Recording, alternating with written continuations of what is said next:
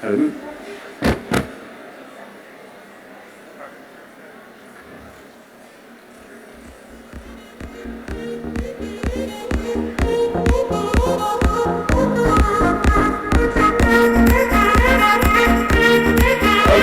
Thank you everyone and welcome to the final of the World Schools Debating Championships 2019.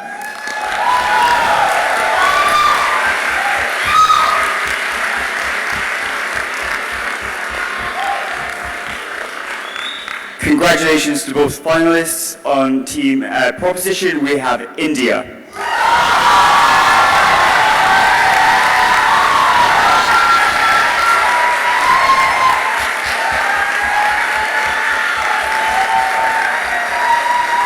And on opposition, we've got Team Canada.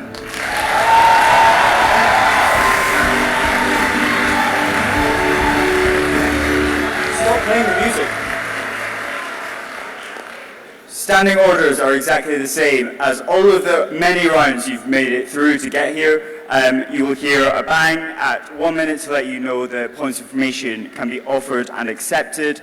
At 7 minutes, you hear the same to me, they can't.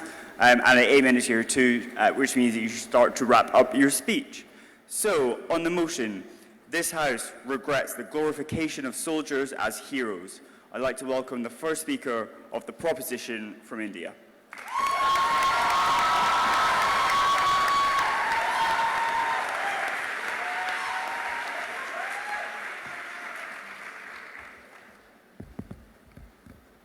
Is this audible?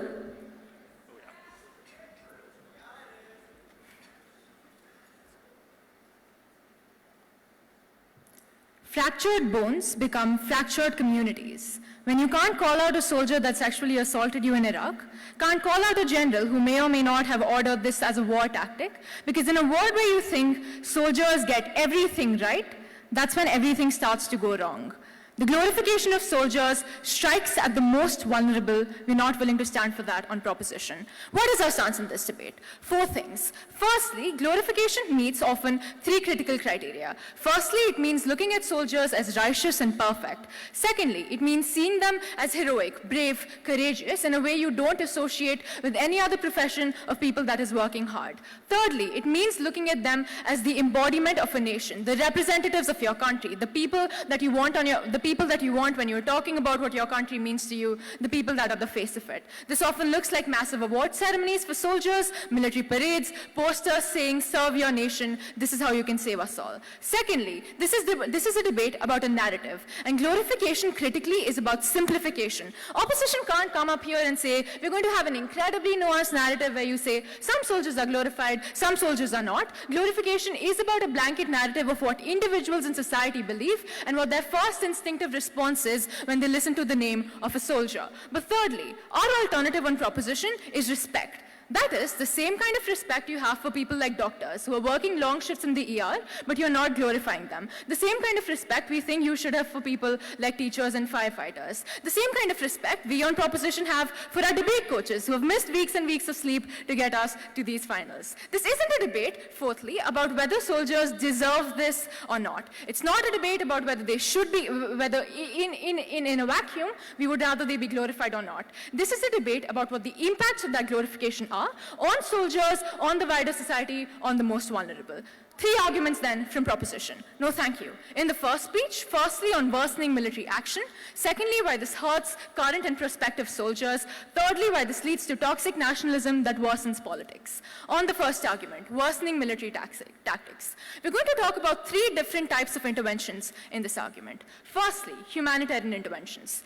Notice critically, these are the only kinds of interventions that actually need people on the ground. Why is that the case? In order to do things like provide aid, to do things like bring food packages, to do things like bring people out of burning buildings, humanitarian interventions are the kinds of interventions which require soldiers to be on the ground. So in a word with glorification, in a word where soldiers are your heroes, where soldiers are the most important people within that country, one soldier from your nation can't be weighed against brown and black people from around the developing world. No, thank you. Which means these kinds of interventions become much less likely when images of body bags become much more powerful for people because of, say, as we've seen in the past with places like Mogadishu, when the intervention leading in some soldiers being hurt meant that the US didn't go into Rwanda, means that the only kinds of interventions which crucially need soldiers on the ground, no thank you, are the kinds of interventions which decrease massively. But secondly, on interventions in self-interest, we want to note, importantly, that these interventions do not require people. So you can act in your self-interest militarily by doing things like carrying out drone strikes in Syria. These are not interventions for which you need boots on the ground. These interventions become more and more likely at the point at which the soldiers, and in extension the military, is glorified as an actor which can do no wrong. But even if in these kinds of interventions, which are much rarer in status quo, and they do occur anyways, if you do send soldiers in these interventions, what happens is they act with more impunity and more impunity. They see themselves as people who cannot be hurt. When you're going to come back to your nation, no matter what you do, with flags waiting for you, people that are going to be proud of you no matter what, you're going to be seen as the hero no matter what you do. At that point, it is easier for you to sexually assault someone within that region, easier for you to carry out a war crime, easier for you to shoot someone without having to think twice about it, considering that you know that no one will say anything. You're still going to be their hero. You're still going to be the soldier that was fighting for that country. All of this means is that soldiers, in the interventions that they do go to, become much more likely to act in ways which are damaging to people on the ground. No, thank you. But thirdly, military action as a result of nationalistic fervor becomes much worse. So for instance, in a border skirmish between Eritrea and Ethiopia in the border town of Badme, if a few soldiers are hurt, retaliatory action becomes far more likely in a way which is damaging to people on the ground. What this means is that the goal of glorification leads to the worst in war. On proposition, we recognize that there are different kinds of wars, but the glorification of soldiers hurts each and every kind of them.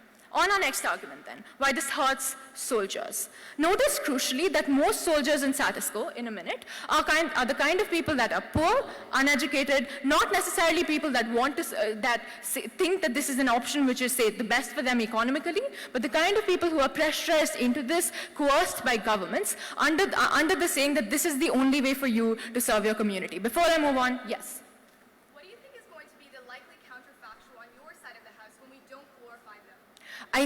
We said that in our stance itself. We think it's likely to be respect, the same way we have for many other people of different professions that serve some valuable community function, but aren't seen as heroes. All right then, on hurting soldiers. This glorification increases the ability of governments to coerce these individuals in a few ways. Firstly, through increasing recruitment. This means that when there is more political capital for increasing and strengthening, increasing the number of soldiers in the first place, when you see these people as heroes, as the only way for you to protect yourself, no thank you, then countries in themselves want more and more soldiers and are likely to increase the number of people they want to recruit in the first place. Secondly, it means more and more posters saying join the military, this is how you can save that country. More and more people being pushed into joining the military, even if they had other options locally, whether that be working at a local school, working in construction, all of which we argue are going to be much better than the military. Thirdly, because things like their family, things like their community, because of seeing these military parades, are often forced into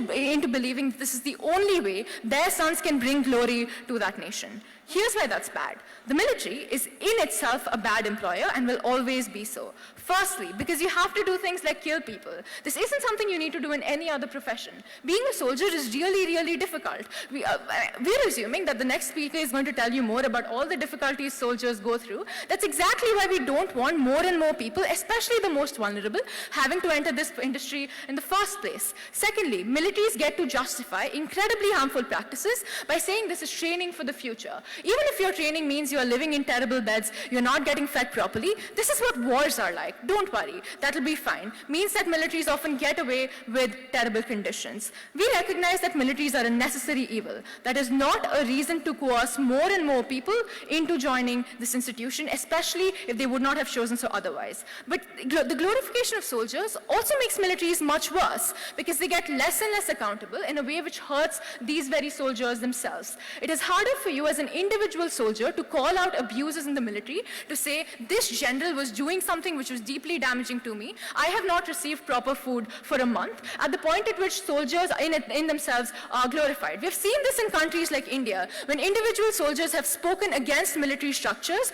but because of the glorification of soldiers, and which often concentrates at the top, they are the ones who are punished in the first place for saying that if you are truly heroes, how dare you protest? If you are truly heroes, then you shouldn't be bringing shame to the institution of the military. This also enables the military to do things like set up independent structures, independent military tribunals, which means more and more people within the military get hurt. So women in the military becoming less and less able to do things like report sexual assault within the military. The glorification of soldiers strikes at the most vulnerable. We oppose that.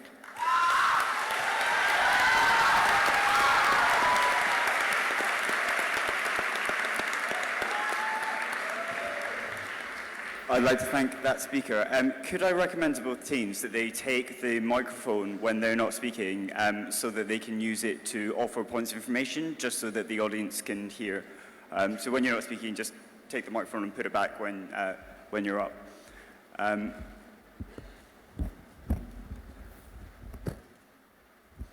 did he take it off?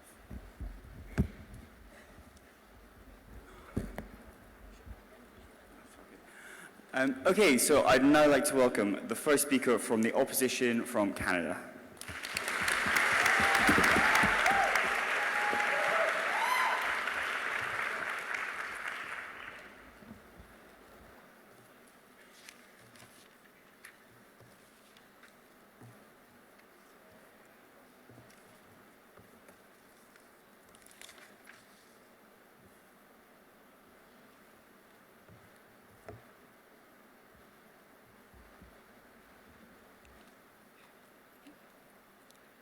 On side opposition, we recognize the reality that some wars must be fought on both sides of this House. The question then is, how do we get the best kinds of interventions? We say in opposition that we get smarter interventions when we care about the lives of these soldiers, when we believe and hold them to a conduct of heroism, and it is for those reasons we're incredibly proud to oppose. I'm going to talk about two constructive arguments in this speech. First, why you create a far worse counterfactual in the absence of glorification of soldiers as heroes, and second of all, why holding them to heroes means that we get more accountability in the long run.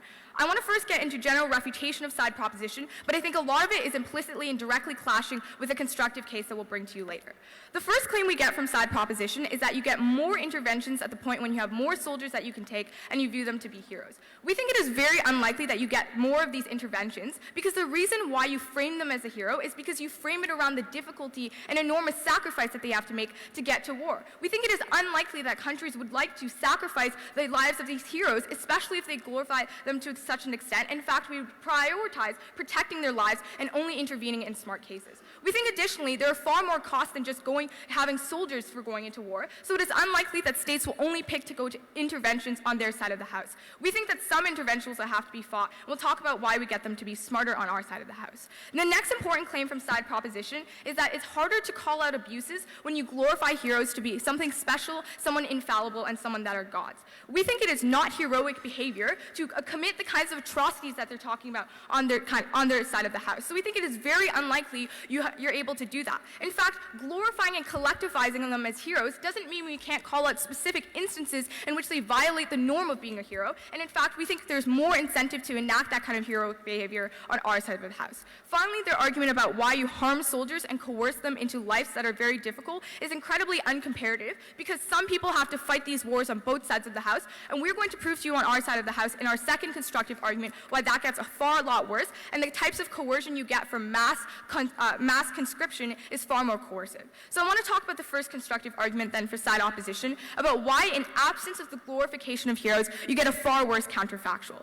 I think we've proven that you probably need to fight wars on both sides of the House for a host of different reasons: economic, political, ideological. The fact that you need resources, that you want regional power for defense, for security reasons, or to combat ideologies that are fundamentally threatening your state and your nation. We think glorification is crucial for getting soldiers that are needed to fight those wars. First of all, I think proposition already conceded when they talked about in their second argument the enormous cost of being a soldier, that you risk your life, that it's incredibly emotionally traumatizing, and that you get PTSD. On their side of the house, if you don't glorify these individuals, it is very likely you view them as expendable, because soldiers fundamentally are using their bodies for gains and outcomes of the state. By their nature, it appears that we are instrumentalizing them. On their side of the house, it is very likely people don't want to be that pawn in the game and don't want to be used in that way. The only way we can get buy-in is when we use glorification as a pushback against all of the costs of war. We think it is far likely on our side of the house when you're celebrated as a hero,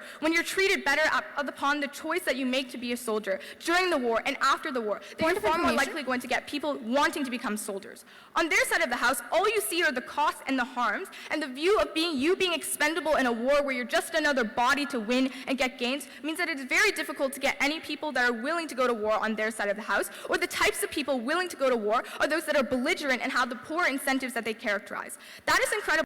Increased pay, we think, is very unlikely, given that states have a lot of constraints, and especially because of the fact that increased pay doesn't override all the harms that you described in your first speech about risking your life. Having cushier pay doesn't really compensate for the fact that you might die. We make that more bearable on our side of the house when you'll be celebrated as a hero afterwards. The second argument, then, about why you get more accountability in the long run. The thesis of this argument is that you hold soldiers to a higher standard when you expect heroism. First of all, you have more codification of soldier conduct. In order to solidify what heroism really means, we're more likely to get things like we saw. The glorification caused the Geneva Convention to be established in the first place. You have an incentive to reduce harms to soldiers, and you have mutual respect for soldiers at the point when you characterize them to be heroes. To solidify that, you're more likely to get that kind of conduct. We think that's incredibly important because there are many examples of this in history where we banned chemical weapons from being used against soldiers because we viewed them as being important individuals as opposed to expendable beings that you're just using as a pawn to win a war. So we're far more likely to get the codification of soldier conduct at the point when we expect everyone to be a hero and to follow into that belief.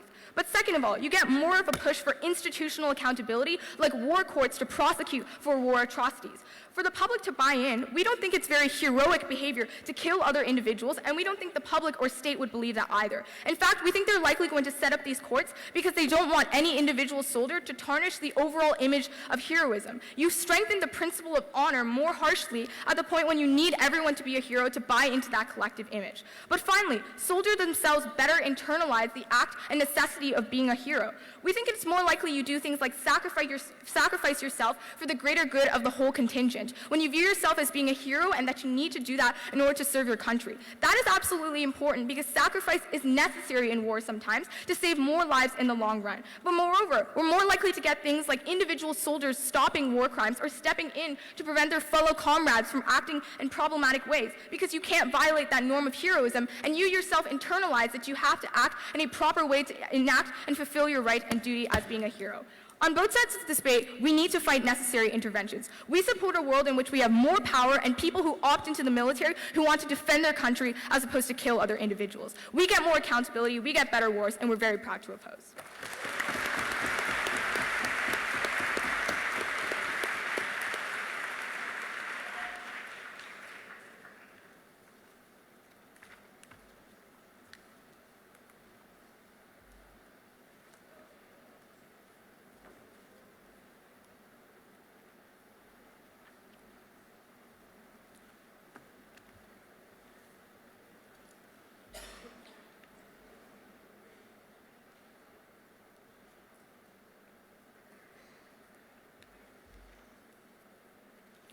Thank you very much, and I'd now like to welcome the second speaker from the proposition side.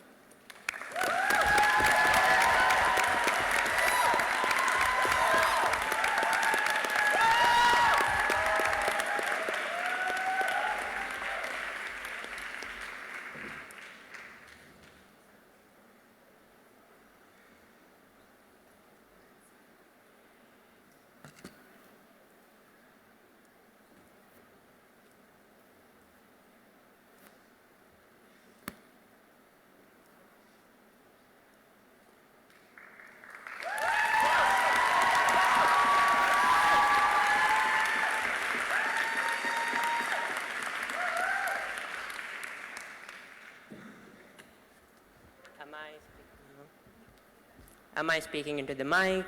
All Yep. right. Yep, all good. Test, yeah.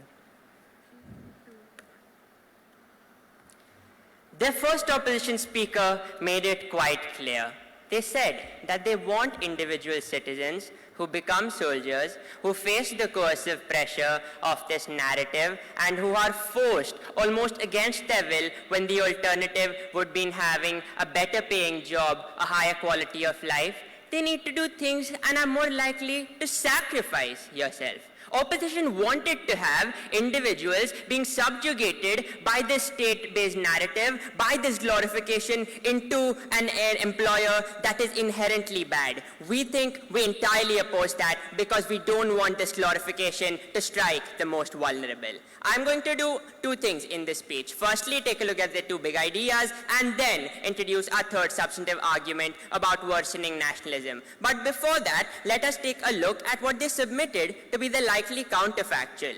In the beginning half of their speech, they said that military conscription is the alternative when soldiers aren't voluntarily stepping in to join the army. Point. But in the latter half, no thank you, they said that you need nationalism in order for military conscription to happen. This is a fundamental contradiction because we agree that this is the very glorification that is a precursor to horrific policies such as the draft system, such as the mandatory military service that is instituted in Israel and South Korea. This is what legitimizes those actions, and on side proposition, we stand against the individual subjugation to enter such an institution. We want them to make a free choice, and consent is only possible on our side Point. of the house. No thank you. I'll be explaining further about nationalism in my third argument, of course. What is the likely counterfactual then, in reality, on our side of the house? What we explicitly told you in our first speaker's speech, which opposition seemed to ignore. We told you that we would treat the military like any other profession,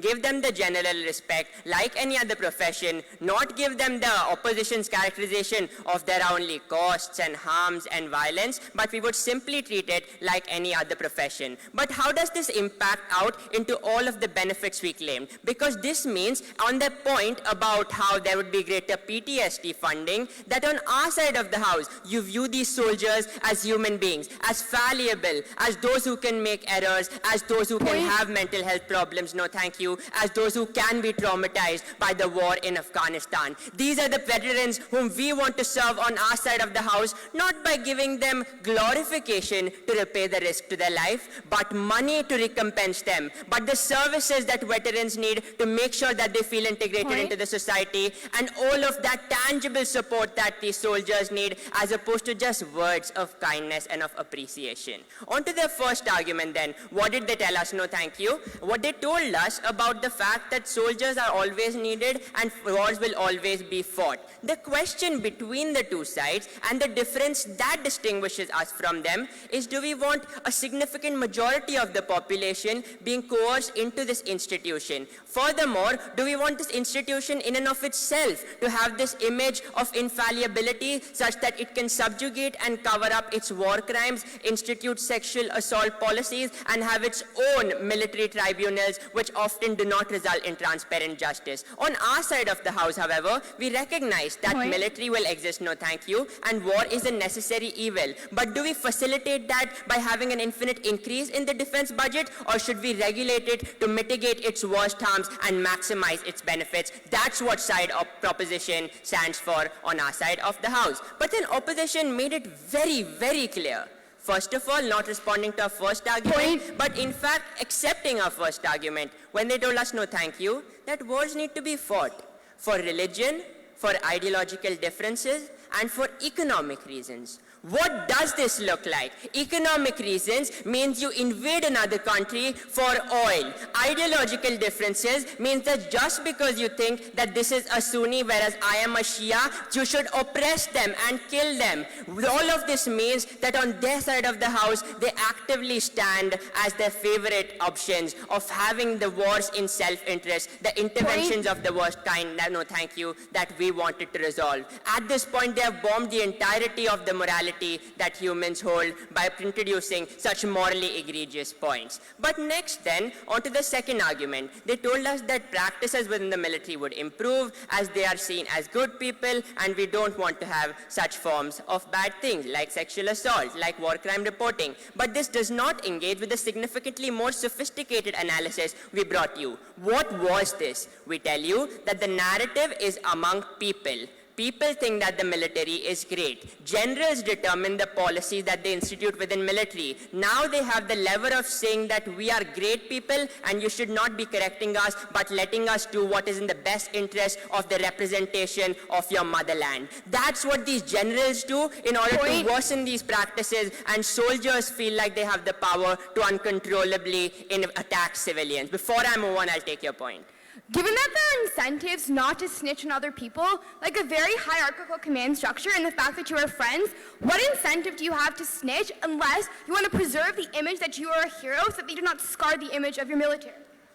The preservation of image as a hero is independent of what stuff you do actually in that corner in Iraq as part of that military operation. You can wash it up as saying it was an overall success. But more importantly, let's notice what they said. They said when you are friends, when you attack another country because you won't attack them because you are friends. All of that is silly characterization. Moving on to my third argument about how this wasn't nationalism, no thank you. There are three parts to this. Firstly, on incentivizing nativist tendencies. Why is this more likely to occur? Because currently we think that there is a sense of patriotism which we are neutral about, but we argue that this narrative changes that into toxic and more polluted nationalism that is much more pernicious. Why is that the case? Because these soldiers uniquely make you feel like you have an intrinsic obligation to do something for your state of the nature of violence and of the nature that attacks other people who stand against your state.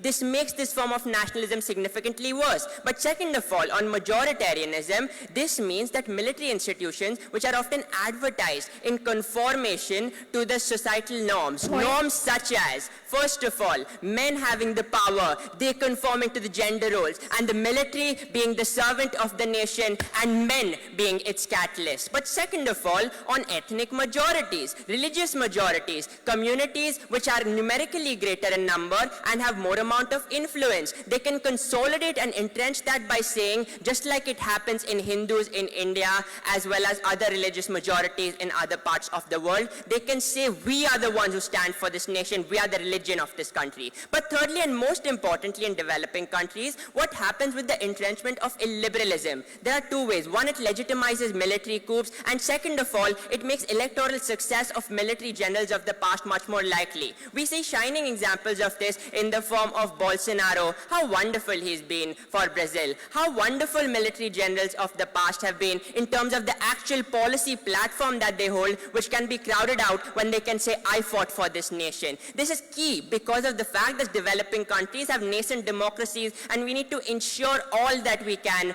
to not counteract this ability to democratize. This is important because these military generals have unique capacities to entrench this one state apparatus that is called the armed forces that counters state monopolization. On our side of the house, we want soldiers to be treated better. We want developing countries to have a chance at democracy, and we want truth as opposed to glorification. We do not want to strike the vulnerable, we propose.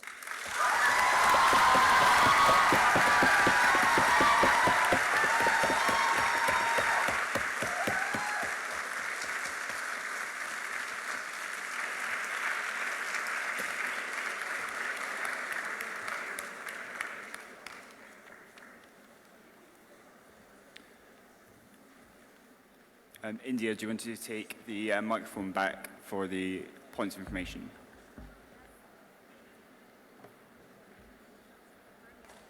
India, sorry, do you want to take the microphone back for points of information? Great.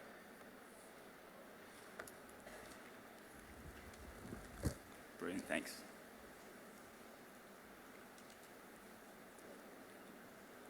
Can everyone hear me? Thank you very much. So I'd like to welcome the second speaker of the opposition and for Team Canada.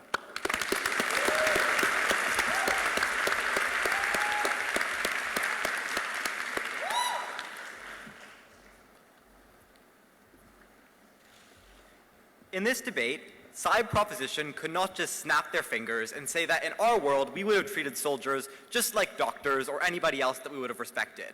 Side proposition in their second speech failed to engage with the critical counterfactual that we give to you in this debate, which is highly important in this round. Two questions I want to address refutation through. First, what is the effect of this policy on soldiers? And second, what is the effect of this on society and war? Let's discuss soldiers first. The claim that we get of proposition on this is that this is a significantly coercive narrative. It encourages individuals who are lower income or middle class to join the militaries. But do you know what is more coercive than the idea that joining the military is a pretty cool idea? Conscription is more coercive than that idea. So, what are the reasons that we give to you as to why conscription and heavy nationalism are significantly more likely? What they say on their side of the house is that these things actually go hand in hand. That nationalism is caused by how we treat soldiers as heroes, and that conscription goes along with this. I want to make a number of distinctions here. First, when we talk about the way that this motion actually plays out, things like Remembrance Days are quite unique. Because when we look at Remembrance Day, what we see is that war is actually portrayed as quite tragic, that lives were lost for no reason. But simultaneously, we see the soldiers in those characterizations portrayed as heroes, as individuals who lost their lives for the benefit not of their country, but of protecting other individuals. It's not for some vague sense of national identity that they lose their lives. It is to protect the individuals who live within that state from violence that would come from the other side. That is the critical distinction in terms of the way that portrayal actually works.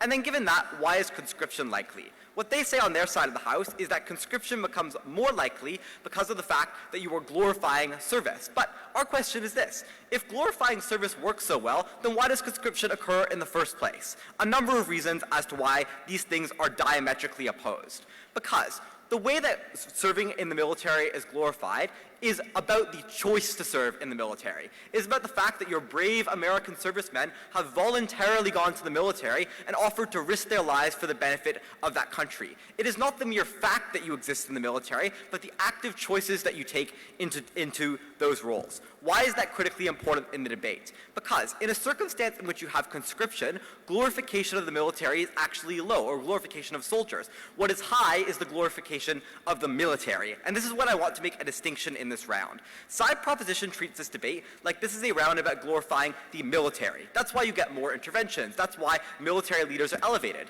But this was a debate about glorifying soldiers and serving in the military, which is a critical distinction for their side of the house, not right now. Because the implication then is that if you glorify the military, then conscription is perfectly allowed. But when you glorify soldiers, you actually care about not having conscription because that's a violation of the choices of individuals and because it is not necessary if our narrative works as we told you down the bench and as their case necessarily concedes to. No thank you.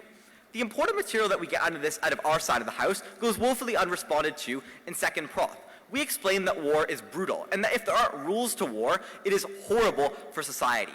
The Geneva Convention arose out of a need to provide dignity to soldiers, out of a view that soldiers have an inherent dignity that stems from the fact that they are heroic, that they are serving their nation. Notice that, even though it is true that Prop might come back and say, no, this is about the fact that they're human beings. That did not exist until the 1930s. The reason why this happened so late is that these narratives are essential. The narrative that you are a hero emerges out of World War I, for example. Now, these narratives are so critically important here because of the fact that we actually get a codification of how soldiers ought to act.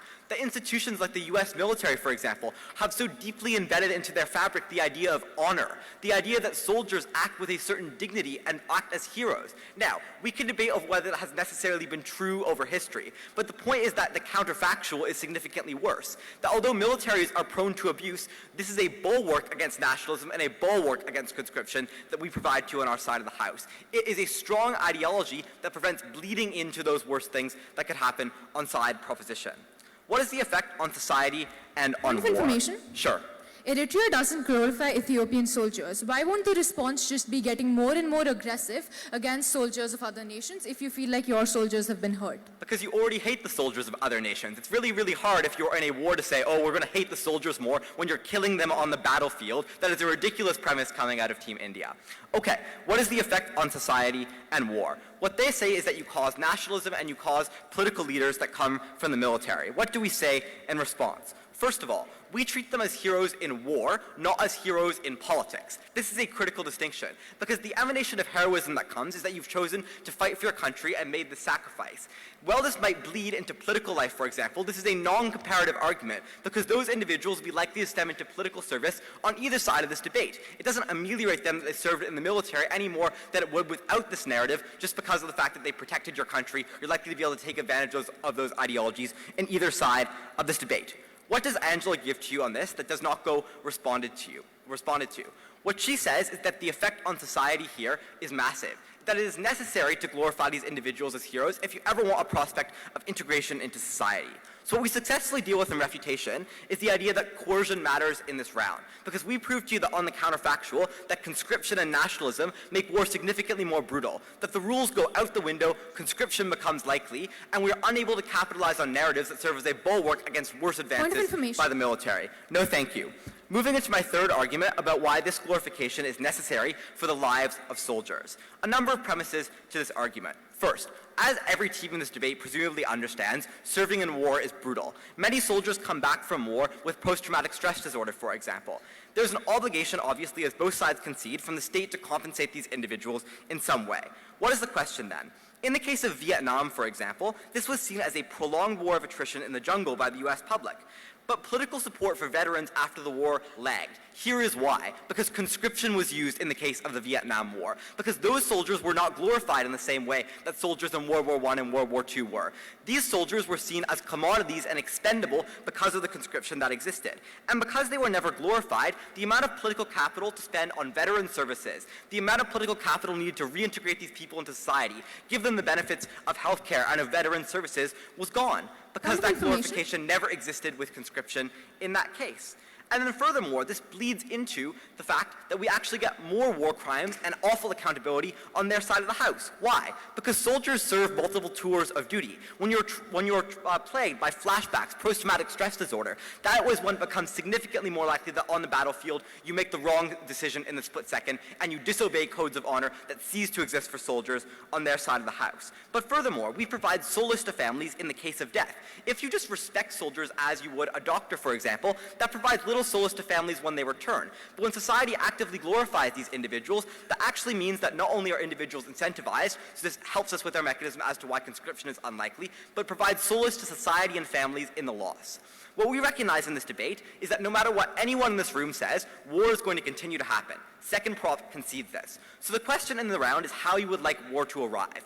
Would you like people to join the military of their own avail when they act in ways that are accountable because codes of honor need to be upheld, when Geneva Convention exists, when we're able to hold soldiers accountable? Or would you prefer a world in which it becomes immensely likely that out of necessity, militaries have to conscript? That they have to hype up racist attitudes about the other side even more than Prot suggests, and hype up hyper-nationalism in order for this to succeed. The world that we live in is plausible. We recognize that glorification is a necessity to avoid atrocities. We're so proud to oppose.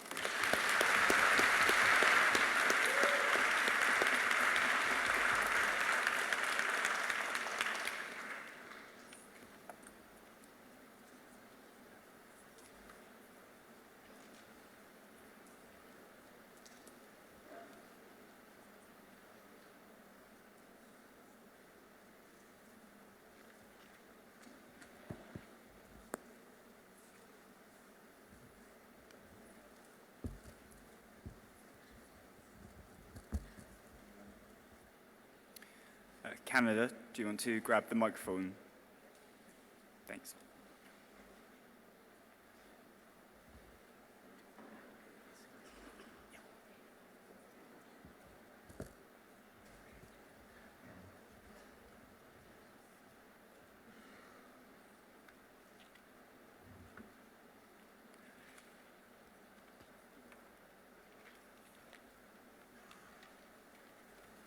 Okay, thank you very much, and I'd like to welcome the third speaker from Team India.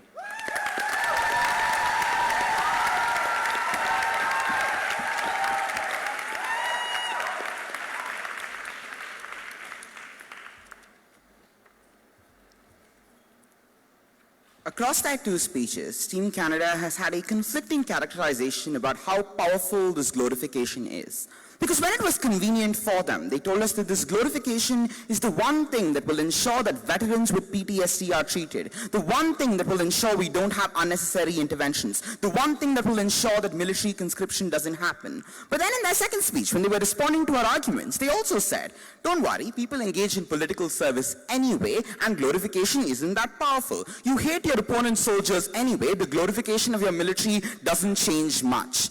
The fact is that even though I'm the one with the broken foot, they chose to shoot themselves in the foot at the point where their conception of this debate was one where glorification was strong when it was convenient for them and weak when it was not. We told you that glorification is strong, but it is strong in ways that persecute soldiers and strike the vulnerable. 3 questions in this speech. Firstly, is this glorification actually legitimate? Secondly, how does glorification of the soldiers affect war? And thirdly, how does it affect, no thanks, the politics of nationalism? Firstly, is this glorification legitimate in principle?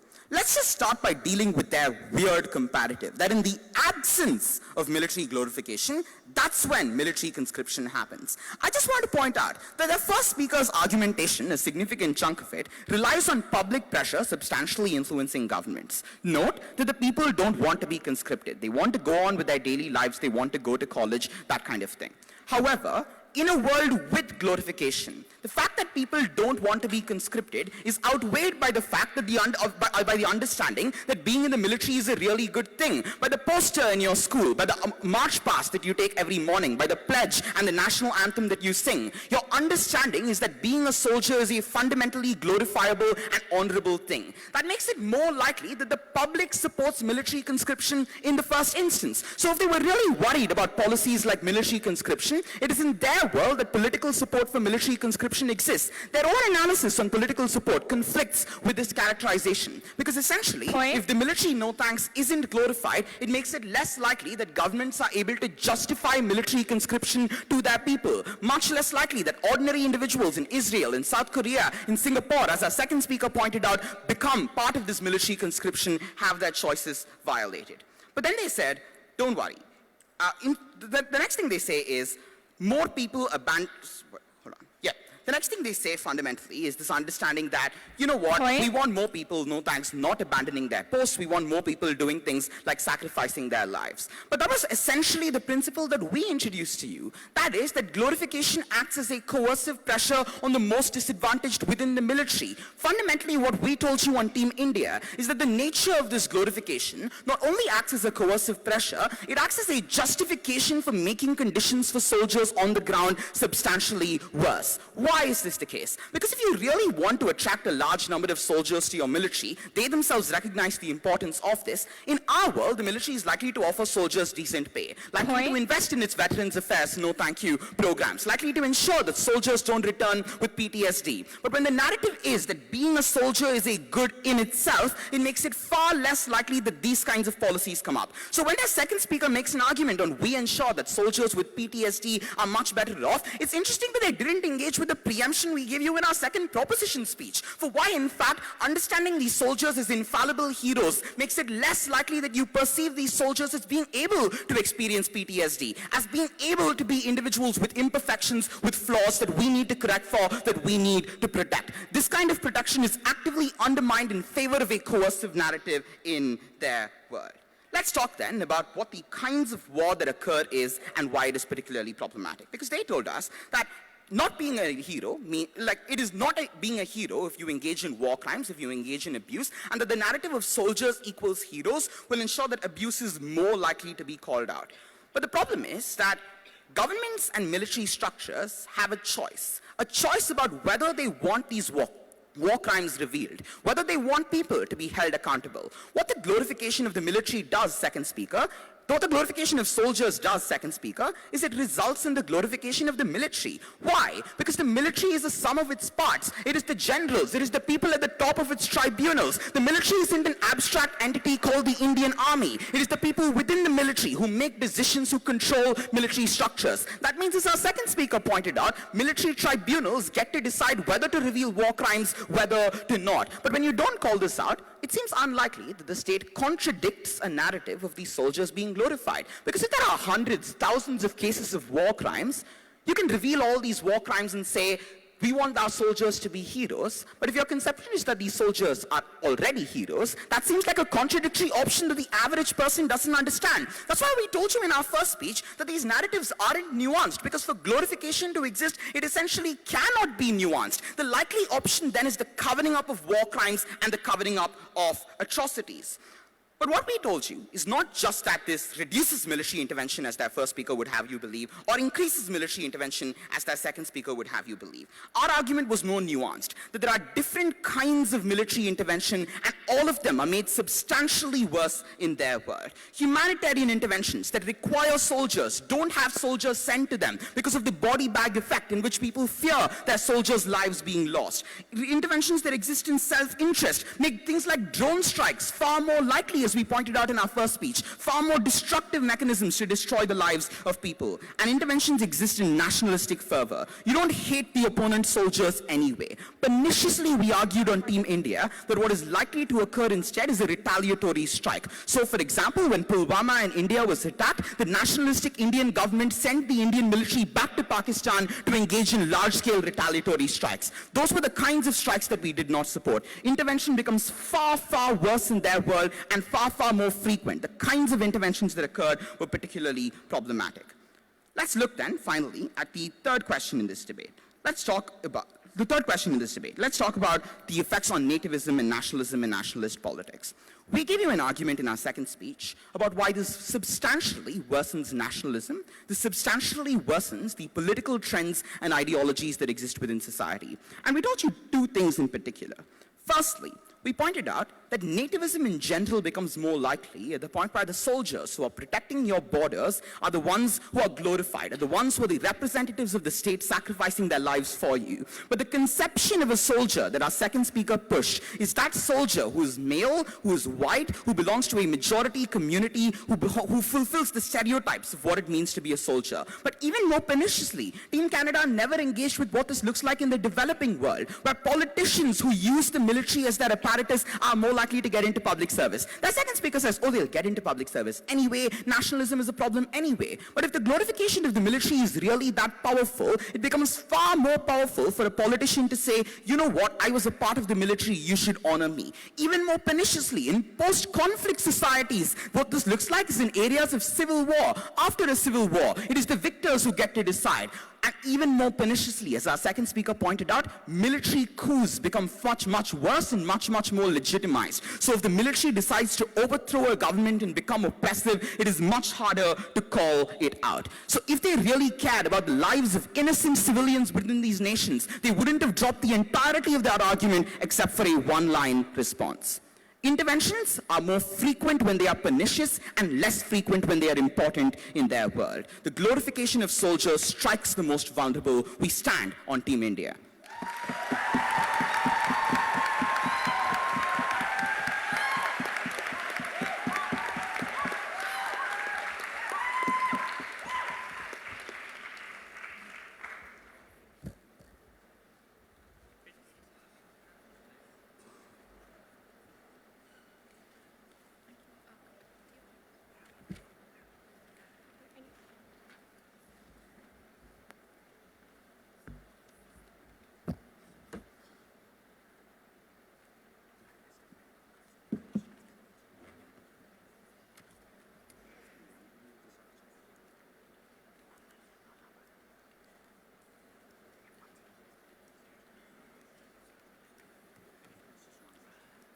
Thank you very much, and I'd like to welcome the third speaker from the opposition side and Team Canada.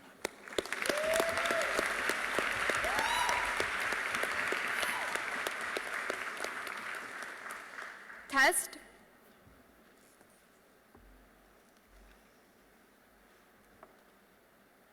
Throughout our case, we were able to prove that the vast majority of bad wars they want to talk about are going to happen under either side of a house, for reasons like the economic, political, and ideological incentives of states, and even a new mechanism from their third about the minor increase in the glorification of the military is unlikely to change those incentives. Given that, the most important question in this round is which side is able to fight wars in a way that is more accountable. The largest impact that we got from their side of a house was that there was going to be a marginal increase in things like military cover-ups that we were able to flip, But even if you do not buy that, we were able to prove on the comparative that we literally got the Geneva Conventions under our side of a house. We got the Geneva Conventions because we bought into the fact that soldiers' lives are worth saving. That even if for self-interested purposes, you want to guarantee that when your soldiers are in the prison of the enemy camp, they are being treated with dignity. Our side preserved the infrastructure for just wars in the first place, and on that basis, I think that we have taken this round. I want to do multiple things in this speech. Firstly, responses to their third argument. Secondly, winning the comparative about the kind of wars that we fight. Thirdly, talking about why we fight wars in a better way. And finally, winning the clash about why we are better for individual soldiers. On the first thing, then, about responding to their argument. They tried to claim firstly that they get more nationalism under their side of a house. However, I want to flip this claim and say, when states have a necessity to recruit more soldiers, that is when they actually become substantially more nationalistic. Because now they become a lot more desperate to actually recruit those kinds of people. So that's when you have to do things like portray the enemy as being a vermin, which the United States government did before the Vietnam War. So we win the clash about states being nationalistic. Secondly, they claim that you now legitimize things like military coups because soldiers appear to be heroes. A couple responses to this. Number one, coups very rarely happen with the democratic assent of the people in public perceptions. Rather, they happen because the military is a large, powerful institution due to the fact that how that state formed, they had a lot of control over that kind of state apparatus. There was no tension here because the point is, militaries themselves are power-hungry, independent of the extent to which they're actually glorified, and have the means to seize the resources of the state. Secondly, though, former people in the army are just very rarely perceived as being heroes because when in power, they often do things like engage in terrible atrocities. I think it's very, very, no thank you, implausible for them to claim simply because we glorify a lot of soldiers, we glorify every single soldier, we glorify a lot of professions under the status quo, like police, for instance, but we still often hold people accountable for things like corruption. So when a military leader does something really terrible, like engage in a crackdown, I don't think that we glorify them. Finally, they have this more niche claim about toxic masculinity. I just don't think that is inherent to the military in any way. There are a lot of other societal factors, like advertising of male products, that perpetuates that to a very large extent. On the first clash, then, about how this is likely to change the wars that we fight. Point. I want to engage here with two kinds of wars. Firstly, about bad and harmful wars, and then secondly, about good and justified wars, where we actually win that comparative. On bad and harmful wars, I want to point out that the only mechanism that we actually got about why there's going to be worse wars came from their third speaker when they said that now there's a glorification of the military because we glorify soldiers. So that we say, and as pointed out in second, there is a distinction between the glorification of the individual soldiers and the glorification of the military apparatus as a whole. We glorify individual soldiers because we value things like the notion of self-sacrifice, that you are putting yourself in service of the state. That affinity that we feel to the individual soldier doesn't apply to a broader structure where we lose the individual empathetic and emotional feeling that we have to the individual. So it's unclear how that actually happens.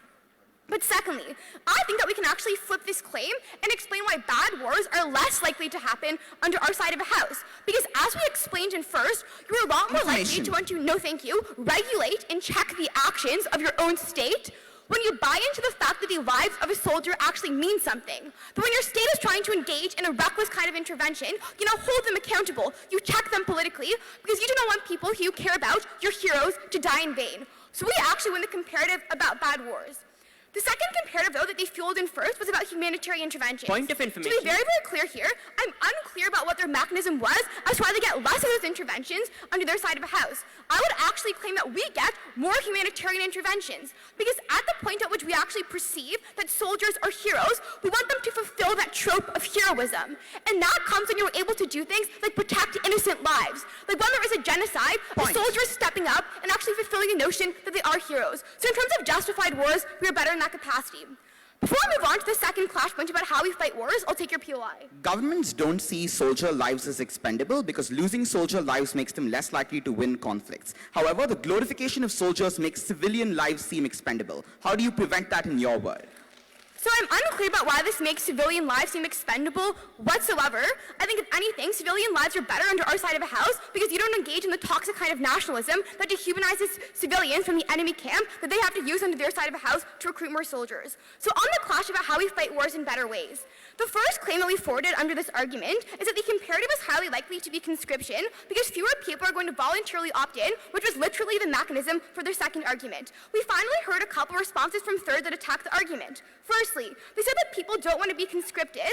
That is probably true, but ignores the fact that because states have overwhelming incentives to fight wars, they're going to do that anyways. Then they tried to flip the claim and say that more conscription will happen when soldiers are viewed as being heroes, but the point is, we don't need conscription when soldiers are voluntarily opting into these kinds of things because they want to fulfill the trope of heroism. So the point of conscription is so important for a couple reasons. Firstly, because given that you're now more desperate to establish things like loyalty, that's when you actually have to do things like demonize the other side.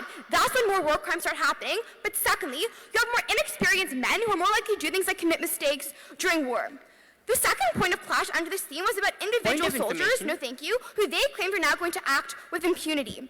Even though this was very implausible because soldiers commit war crimes for a lot of other reasons, like the fact that they are dehumanized and desensitized to conflict, any claim that they make is outweighed by the soldier who is willing to do, under our side of a house, literally lie on a bomb to save a school of 500 people because they're trying to fulfill that trope of being a hero, because they buy into the fact that self-sacrifice is actually something that is valuable. We got very little response to that direct mechanism, and we won that comparative. But finally, under this theme, we were able to prove how we actually got accountability structures under our side of a house. They tried to say that people would be willing to do things like cover up because you don't want to harm the reputation of being a hero. We explained why that within itself was quite uncomparative because of things like hierarchical command structures and that you were friends with other people as I flagged in a POI. But we explained that we created the infrastructure of warfare to be able to actually do this effectively, to transcend those kinds of incentives. Because when you have things like the Geneva Conventions that exist, that's when at the very least you have some kind of investigative committees who are going to look into these kinds of things. So in terms of the clash about reducing war crimes,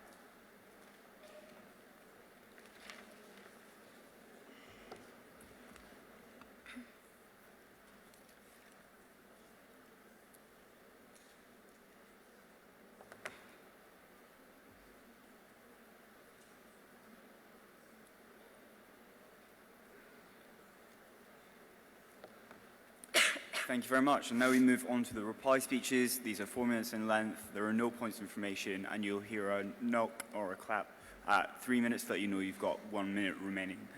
So we switch sides, and I'd like to welcome the reply speaker from Team Canada.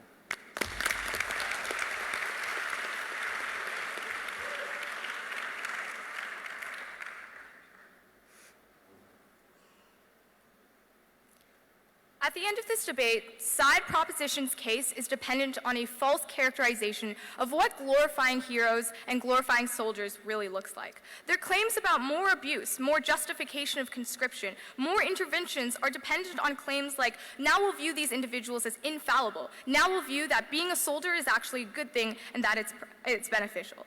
We think that they've created a wrong conception of what that glorification really looks like. That we say we don't get more glorification of war itself, but rather specific soldiers and their acts. That war will always be sad on either side of this house because lives are lost. The difference is that we choose to celebrate the lives that are lost and the risks that they took, and why that's incredibly important for protecting soldiers and preventing problematic war. I want to talk about two themes in this speech. Firstly, the effect on war, and second of all, the effect on soldiers. First, on the effect on war.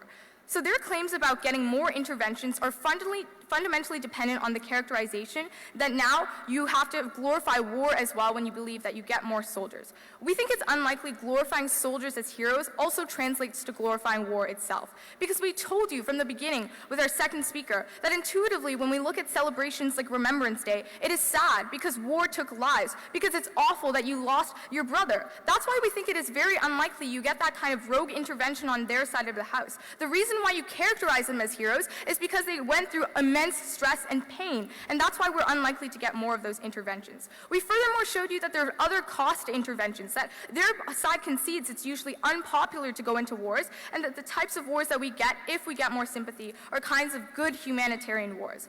But we said that even if it's true that states are able to override popular will and get those interventions, that would probably happen on either side of the house. So even on their best grounds about getting worse interventions, we think we get those interventions better. So if they get those rogue interventions, we have things like infrastructure, like the Geneva Convention, which they never chose to engage with on their side of the house. That the reason why we codify soldier conduct is because we believe we hold them to a higher standard of being heroes. They need to talk about why you actually prevent atrocities on their side of the house when you view soldiers to be pawns and games to be used to win wars. So at the end of this theme, we've proven to you why it is very unlikely you get those kinds of increases in intervention, because there are many other reasons for why war is awful, but that even if you get that increase in interventions, why it's better on our side of the house and why they're fought better.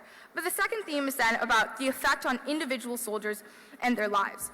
We think the big claim from proposition was they tried to flip the conscription idea and say states are better able to justify conscriptions when you believe that it is okay, that soldiers are heroes and that must be done. But they conveniently ignored the analysis from the beginning of our case, which is that heroism is dependent on choice. It is about choosing to serve and sacrifice, and that you aren't going to be a hero if you're forced into it. So structurally, it is impossible to get that kind of conscription when you glorify soldiers as being heroes because they opted into that. But furthermore, their own arguments conceded that you get more soldiers at the point when more people want to join the military. So if that is the case, the more they push the benefits of getting more people in, the more they push the harms of getting more people into the military, the less of a need we actually have for conscription on our side of the house. But their side necessarily creates the necessity to conscript at the point when nobody wants to go into war. They gave you all the reasons for why this is the case already, that war is awful, that you die. So we think you get more conscription on our side of the house when less people go into war, which constrains even more choice of everyone and gets more atrocities at the point when you have further need to demonize the other side to get people to rile up. Our benefits were expansive. We told you about why you get less of that restriction of choice, why you get more support after the war, and why their side of the house necessarily can't get respect for these individuals at the point when people view them as bodies to win a game, why they view them as expendable on their side of the house. In order to get all of their harms, they needed to prove why that's unlikely. At the end of this debate, I think side opposition was able to prove to you on a more realistic characterization of what that glorification really looks like. War is awful. Our side of the house makes it better for soldiers at the point when they're actually celebrated for the sacrifices they made. We're very proud to oppose.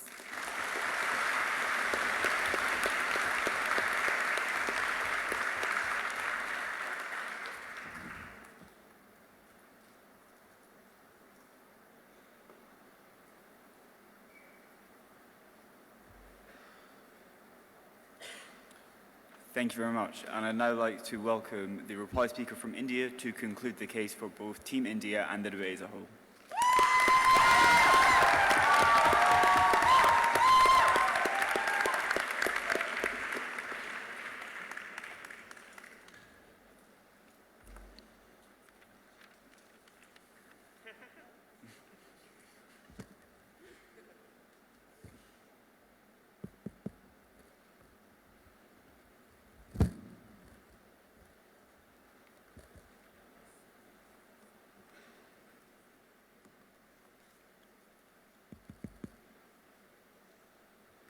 In opposition's best case, they wanted to stand for a word of more and more soldiers entering militaries. But they never really proved to us why glorification was the way to repay them. We pushed them on this down the bench. We asked them why glorification, a pat on the back, is, if they really cared about these soldiers, the way to repay them in the first place. We asked them in points of information, why not pay them more? If in your best case you wanted more soldiers, why not improve structures of the military and reduce the likelihood that they get PTSD in the first place? They just thought a tap on the back was enough. And in their best case, when they wanted more militaries and wanted bigger militaries, they got them in the worst way possible. We were never willing to stand for that on proposition. 2 questions in this reply. Firstly, what are soldiers likely to do? Secondly, what do wars look like on their side? Firstly, on who these soldiers are, what they're likely to do. We gave you an entire argument, firstly, in our second proposition speech, about soldiers and military generals in post-conflict societies in developing countries, a very significant part of the world, that the third opposition speaker responded to for the first time with saying, aha, but these people have other reasons for wanting power as well. But we were far more nuanced than that. We acknowledged that these people might have reasons for wanting this power, but the analysis we gave to you was about how they were able to get this power in their world, when civilians aren't likely and aren't able to protest, when you can't stop these military coups and these military generals in the first place. These are people who have been incredibly destructive to countries around the world, people in Brazil, people in Pakistan, all examples we gave you down the bench. Their response simply cannot be mitigating billions of people around the world. But we also talked about people within these war zones who are more, if these soldiers are in these war zones, in the few wars where they are actually sent, they are likely to act with significantly more impunity at the point at which they know you are likely to be glorified. Our third proposition gave you analysis about the fact that you can't actually call out thousands of soldiers for sexual assault at the point at which you want this glorification to exist in the first place. This was also something we spoke to you about in our model, that glorification isn't a selective process. They never really responded to this, and this was deeply damaging to their case. But we also talked to you about the likelihood that soldiers joined the military in the first place. The fact that the military is very often a very bad employer, and in the situation that we do want more soldiers in the military, we would far rather have better ways of actually allowing them to choose to join through things like improving the military, through things like improving their pay, rather than glorifying them and giving them a pat on the back, holding the flag up and saying, we've done our job, congratulations, you've served the nation. They never really responded to this analysis, but we also told you that even if this wasn't the case, even if soldiers were likely to decrease, we gave you structural analysis for why this is fine for the vast majority of soldiers, people who are poor, people who aren't educated, who deserve a shot at a better life rather than being pushed into the military, which is a deeply damaging employer to them. This is enough for us to win the debate. But we also spoke to you about what wars look like. We were far more nuanced than opposition, who just spoke about wars being necessary. We had 3 kinds of wars. Humanitarian interventions, where in the situation that you don't want soldiers hurt, and in the situation that you glorify them far more than you glorify random expendable civilians around the developing world, at that point you are less and less likely to send them in. We gave you examples like Mogadishu, which meant that you did not send these soldiers in to Rwanda. These were the only interventions which needed these people on the ground in the first place. The third opposition responded to this for the first time, saying you want them to act in heroic ways, but their policy was preemptively glorifying these soldiers before they intervened for humanitarian reasons at all. We also told you about wars in self-interest, how they get far more destructive at the point at which they become about things like drone strikes and wiping out entire villages and cities in a way which hurts these very civilians, about retaliatory attacks, which are also damaging to these very people. All they said was about the Geneva Conventions, even though our third proposition gave you a point of information about how, in fact, states have a responsibility and a likelihood of preserving their own soldiers because it's bad for the military. They never really came back on that and told us why this was the only way to get these things. The glorification of soldiers strikes the most vulnerable. We oppose that.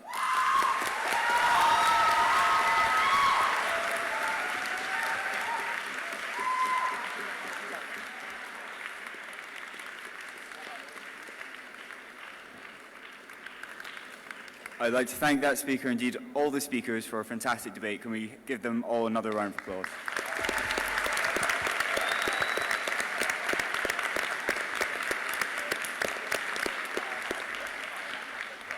The judges will now complete the ballots and then go and confer, and we'll be back when we have a decision. Can we go to the room where we get the ballots?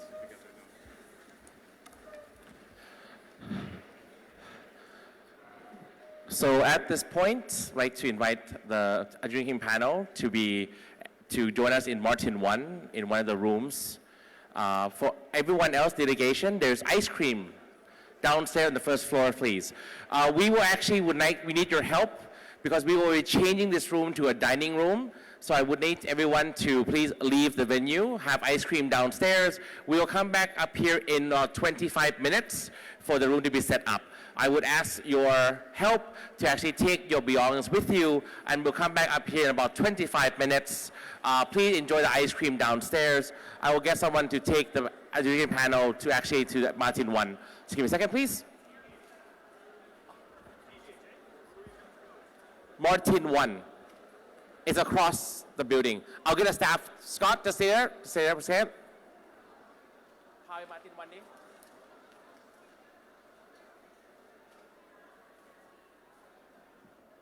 ถือไมค์แป๊บนึงครับขอให้เปลี่ยนห้องก่อนใครมาตินอ่ะรู้ป่ะมาตินอ่ะอยู่ไหนอ่ะไม่มีใครอยู่สถานทำการเลยพูดได้สิ Okay, ladies and gentlemen, I would like to say congratulations for all of your hard work. Now, we would like to set this area for your wonderful dinner, so we would like to invite you to relax outside. We provide ice cream for you, and please don't forget to bring your personal belongings. We apologize for any inconvenience. Attention please, we would like to set up this area for your wonderful dinner, so we would like to invite you to relax outside. We provide ice cream for you. Please don't forget to bring